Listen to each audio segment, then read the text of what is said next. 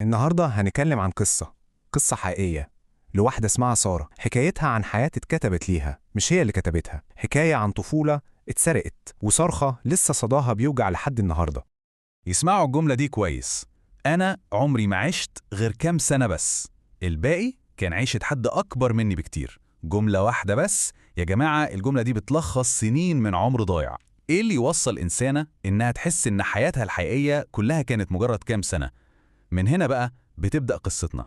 سارة النهاردة عندها 32 سنة. ممكن الرقم ده يبان عادي، بس صدقوني وراها قصة مش عادية خالص. قصة بتبدأ من زمان قوي، لما سارة كانت لسه طفلة صغيرة، وأحلامها كانت بسيطة وبريئة، وما كانش ليها أي علاقة بالعالم اللي كان بترسم لها من وراها. طفولة سارة كانت طفولة بجد، يعني ضحك في المدرسة، لعب وجري في الشارع لحد ما الهدوم تتبهدل تراب. فاهمين الإحساس ده؟ حياة بسيطة وهادية وكلها براءة. بس للأسف الحياة دي كانت خلاص على وشك إنها تنتهي. كل اللي كان في دماغها وقتها هو إيه؟ أحلامها هي وصاحبتها. كانوا بيقعدوا كده بالساعات يتخيلوا يا ترى لما نكبر هنبقى إيه؟ يعني فكرة جواز، مسؤولية، الكلام ده كله كان في كوكب تاني خالص، بعيد تماما عن تفكيرها. هي كانت مجرد طفلة بتلعب وبتحلم وبس. وفجأة وفي يوم وليلة كل حاجة اتقلبت. تخيلوا معايا المشهد ده. سارة راجعة من المدرسة عادي جدا، بتفتح باب البيت بس بتلاقي البيت مش هو البيت. في ناس غريبة والجو مش طبيعي، متوتر. والأصعب إنها شافت مامتها عينيها حمراء وبين قوي إنها كانت بتعيط وبتحاول تداري. طبعا هي كطفلة وبكل براءة الدنيا راحت لمامتها وسألتها السؤال البسيط ده: في إيه يا ماما؟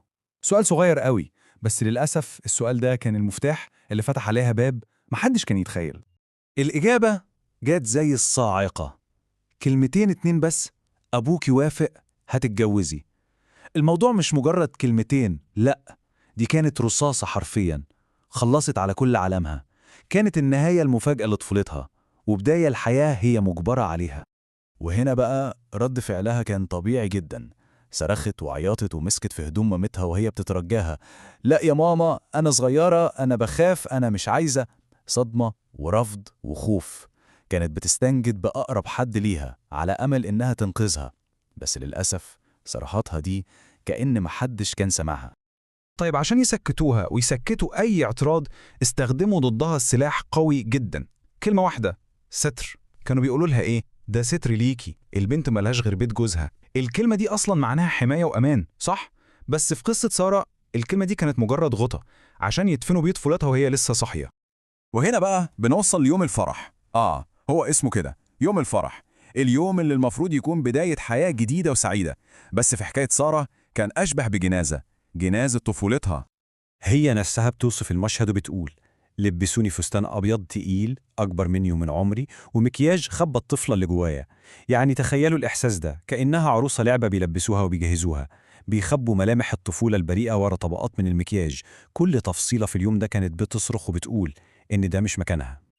اسمعوا بقى التشبيه اللي هي قالته. بتقول: وأنا ماشية من بيت أهلي حسيت إني بدفن نفسي حية. يا خبر، التشبيه ده صعب قوي ومؤلم جدا. اللحظة اللي المفروض تبقى أسعد لحظة في حياة أي بنت، هي حست فيها إنها بتدفن نفسها وهي عايشة. ده يورينا حجم اليأس والرعب اللي كانت جواها. وهنا بقى لازم نقف ونشوف الفرق المرعب بين حياتين. في حياتها اللي فاتت كانت طفلة بتخاف تنام لوحدها. في حياتها الجديدة بقت مجبرة تعيش مع راجل غريب ما تعرفوش. في حياتها اللي فاتت كانت محتاجة اللي يساعدها تسرح شعرها. في حياتها الجديدة بقت مجبرة تطبخ وتنظف بيت كامل. في الوقت اللي أصحابها كانوا بيلعبوا ويضحكوا، هي كانت مجبرة ترضي زوج. ده كان عالم موازي، عالم مؤلم ومختلف تماما. الجملة دي بتلخص كل المأساة. كبرت غصبا عني. هي ما كبرتش بمزاجها، ولا ده كان تطور طبيعي، لا، هي أجبرت تكبر. اتحطت في دور أكبر منها بسنين ضوئية، واتطلب منها فجأة إنها تبقى حد تاني خالص، مش الطفلة اللي كانت لسه من كام يوم. ولسه الصدمات ما خلصتش. المفاجأة اللي بعد كده كانت صدمة أكتر. سارة بقت حامل.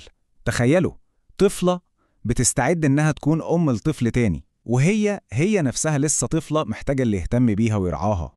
هي بتحكي إن اللحظة اللي الدكتور قال لها مبروك أنت حامل، الدنيا وقفت بيها. يعني بدل ما الخبر ده يكون خبر سعيد، لا، ده كان صدمة جديدة بتضاف لسلسلة الصدمات اللي عاشتها. أم إزاي وهي لسه عقلها عقل طفلة بتلعب؟ وهنا وسط كل الضعف والإجبار ده، سارة أخدت أول قرار حقيقي في حياتها، قرار موجه لبنتها اللي لسه ما اتولدتش. أقسمت قسم لنفسها وللي في بطنها: أوعدك أحميكي من الدنيا دي، مش هسيبك تعيشي اللي أنا عشته حتى لو دفعت عمري كله تمن ده. ده قرار اتولد من قلب المعاناة عشان تكسر الدايرة دي للأبد. طيب السنين عدت وبنت سارة كبرت، والناس من بره شايفين إيه؟ شايفين ست قوية قدرت تعدي أزمة كبيرة، بس الحقيقة إن الجروح القديمة دي عمرها ما بتلم. هي بتقول إن مجرد ما تسمع كلمة زي كلمة سيستر دي بترجعها في ثانية لنفس الطفلة الصغيرة الخايفة اللي كانت زمان. وفي الآخر سارة قررت توجه رسالة للعالم كله، رسالة من 4 نقط واضحة وصريحة ومباشرة. أول حاجة، الطفلة مش زوجة. تاني حاجة، الجواز مش حل. تالت حاجة، الستر مش معناه إنك تدفن بنتك بالحي. ورابع حاجة ودي الأهم، سيبوا البنات يكبروا براحتهم، سيبوهم يتعلموا وسيبوهم يختاروا. هي بتختم قصتها جملة توجع القلب بجد. بتقول: علشان اللي بيتكسر بدري عمره ما يرجع زي ما كان. ودي حقيقة، دي خلاصة الضرر اللي بيحصل لما طفولة بتتكسر. الجرح ممكن يلم بس علامته بتفضل موجودة طول العمر. وهنا بنسيب السؤال ده مفتوح عشان كلنا نفكر فيه. لو الطفولة اتسرقت، يا ترى إيه في الدنيا دي كلها ممكن يعوضها؟